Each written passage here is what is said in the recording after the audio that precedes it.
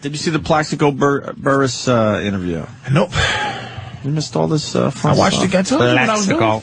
There would have been a lot of stuff to be outraged about, though. Plaxico. Bill Cowher, right? Was his coach? Let's fucking watch it. Well, Plaxico, played for Cowher in Pittsburgh, I guess? Yes. So he knows him very well. So they did this, jailhouse interview before the Super Bowl. And by the end of it, you're like, what the fuck? This guy did commit this crime, right?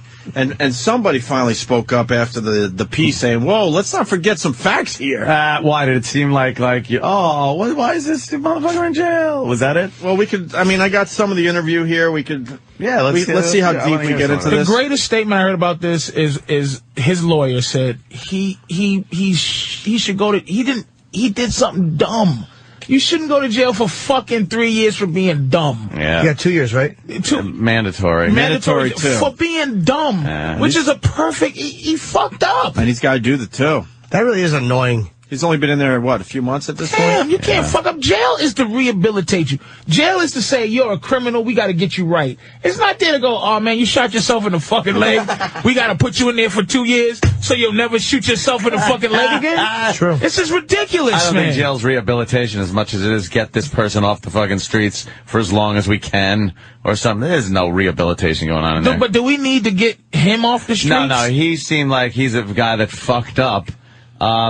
Yeah, but the idea of having an illegal firearm like that in New York City, he's trying. I mean, that's what it is, and I'll give you this: it's a young black dude, young black millionaire who does not, and this is the sad thing, he does not want to seem like a sellout and stop hanging out with black people. He only should hang out with other black millionaires in a place where only black millionaires could be, where he doesn't have to worry about pistols. You know what? Get a fucking holster. Or get a bodyguard. That's what it is. Get a holster so you're not sticking the fucking gun in your pants, dummy. You want to carry a gun, especially illegally, let's get a fucking holster. Well, let's get into this because he talks about rehabilitation and all that shit. So let's see. This is from yesterday, obviously. You know, Plex, when you said goodbye to Tiffany and Elijah, when did it finally hit you that you were actually in prison? I think when I woke up that morning, it was a surreal feeling. And instead of my nice wife, I saw a giant Mexican dick hanging in front of my football face. When did it hit me? Yes. When I was going to grab lunch and two Aryans punched me in the jaw. A guy with a Hitler tattoo on his knuckle fucking knocked out my molars. Then I realized I was in prison. When I had to shake roaches at the bottom of my cereal box. Exactly. When my dessert was taken by a man who was much larger than me. When I realized I had to sharpen my toothbrush to keep this motherfucker from fucking me in the head. Could you rewind that question again to Bill? I think we missed Plaxico's answer. All right, let's see. Actually in prison. I think when I woke up that morning, Further, fuck. All right, let's just fucking do this. You know, Plex, when you said goodbye to Tiffany and Elijah, when did it finally hit you that you were actually in prison? Well, Bill, I was taking a shower and someone put their dick in my butt. That's when it hits you. Yeah.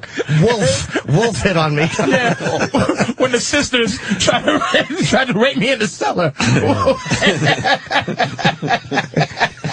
I could be a friend to you. Yeah, so when they did a cell extraction and then maced me.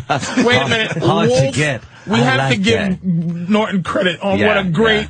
Wolf is a fucking great reference. Fucking Wolf. What happened, Plax? Wolf wanted to get friendly. I didn't. You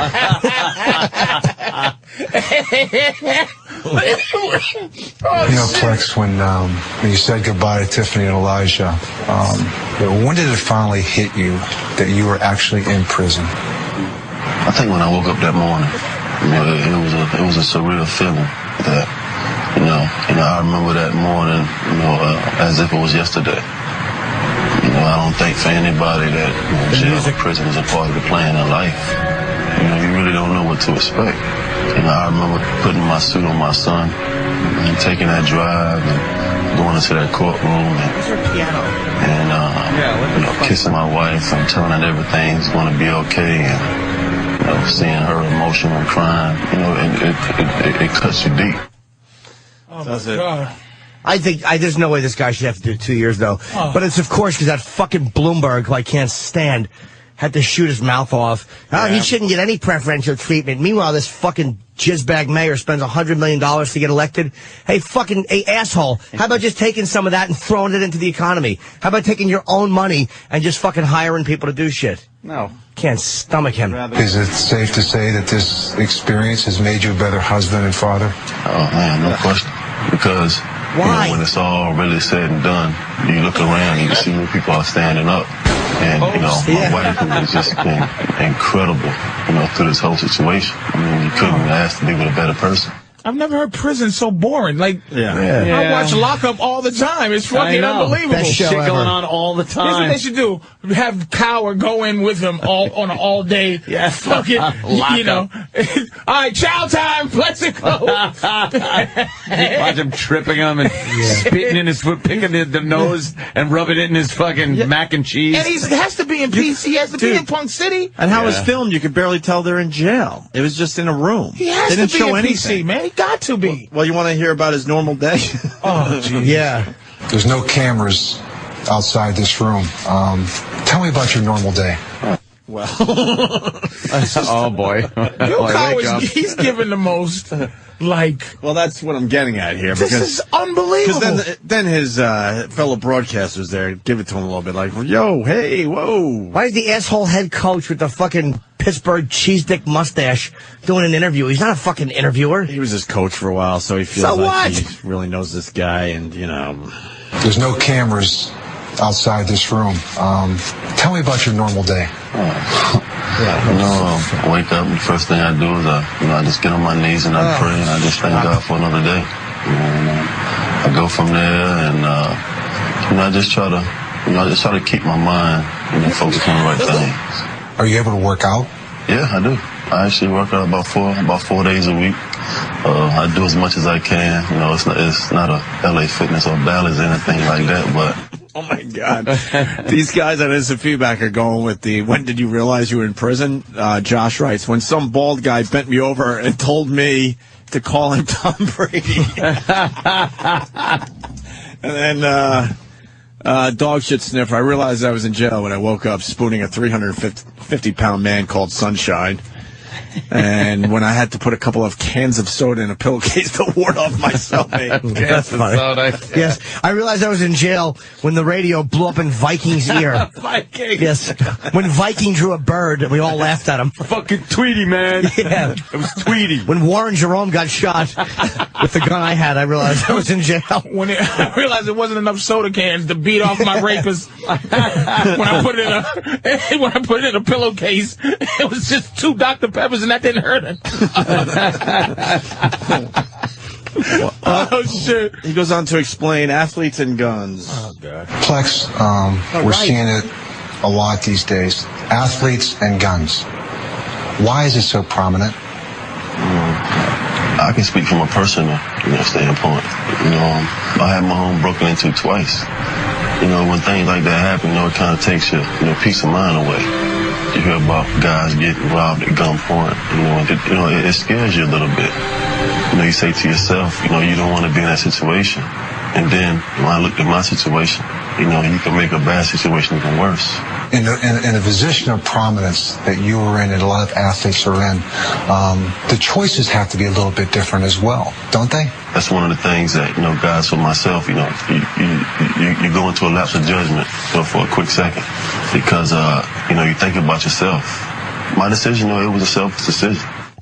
Well, go through the legal channels and fucking get yourself. I can't get a gun. Motherfucker stole my truck from in front of my damn house. That shit still scares me. A year ago, I'm not over that. Yeah. That's just violating, man. That is, huh? Yep. I make me carry a fucking illegal gun and shoot myself in the leg because I'm scared. In the fucking leg, yeah. Because that shit scared the fuck out of you, right? Motherfuckers know where you live. It's hard to get a goddamn gun in this. That shit's scary. And motherfucking niggas don't fuck with white people. They're not gonna go in your house. They too scared. No, they're gonna come in my fucking house. No, my neighborhood is ripe. Believe me. It's right. I still haven't seen one thing where they just walk in those houses. County, doesn't seem kick that fucking door in, or they'll knock and say, "Oh, there's some kind of issue," and these idiots open these idiots leave one door unlocked or a window. And then before you know it, you're fucking opening your eyes, and there's some fucking guy there with a gun or a knife to your fucking throat. That's just scary, man. Oh, how violating does that feel? And you carry a gun, you just are able. I mean, he might have a felony and can't get one. You know? Yeah, that's true. I don't know what his record is. And he wanted a gun now. But you got to be a resident of New York in order to even get a New York license. You see all this shit you got it. It's like, fuck that, man. I'm taking my gun. You see? That's why there's so many illegal guns. I think gun control puts more illegal guns on the fucking street. There's no way you can figure out how to keep the bad guys. And I was just reading about fucking the Constitution, right? Yeah. Right to bear arms. And this is what I'm saying about, going back to all the racial shit where they got me thinking the NRA is a bunch of just crazy crackers who want guns. It was the Second Amendment. It's the second most important thing. Number 2, yes. On the Constitution. And talking is number 1. Opening your fucking mouth is number 1. Number 2 is pistols. Is fucking guns. And the reason that you have that as number 2 is to protect number 1. No. It's in case a traitor ever gains control of the country. You have an armed populace. Yeah, we know all that. That was the reason. Yeah. It's fucking like we supposed to have guns. It's like all of a sudden something twisted. All of a sudden your democracy turns into a dictatorship. Now the dictatorship has the army because he's in charge now. So then you get the armed populace who can fight against us. That was the basic reasoning. It's the second most important thing. 2. Right. Slavery was 16. As well it should be. You're saying it should be on there? All right, listen.